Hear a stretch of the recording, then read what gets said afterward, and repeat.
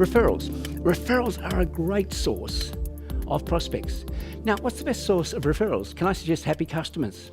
Happy customers. Talk to your existing database, talk to your existing clients and ask them, hey, you seem to be very happy with some. I hope we're providing you with a great level of service. Do you mind if I just ask you, who else do you know who could benefit from what we do? Now, can I suggest to you, there's a really good way of asking for referrals. You may even want to make a note of this. So when you ask for referrals, generally when you say to somebody, who else do you know that could benefit from what we do?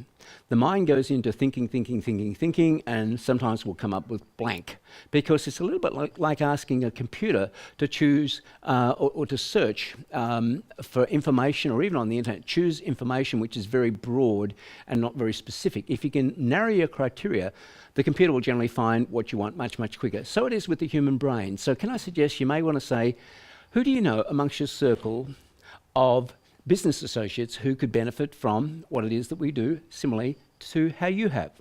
And then see if you can get 3 names, write these details down, get their telephone numbers, email addresses, and then say to the person, could you just tell me, why is it that you've recommended John?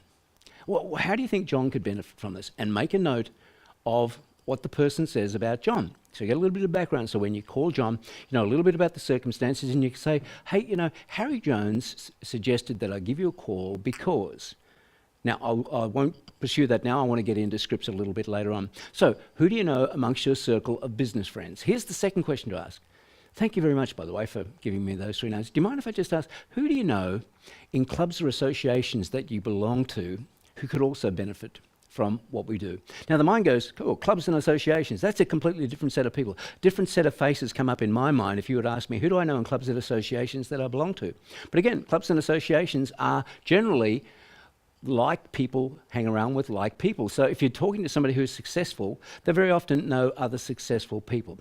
And again, see if you can get 3 names.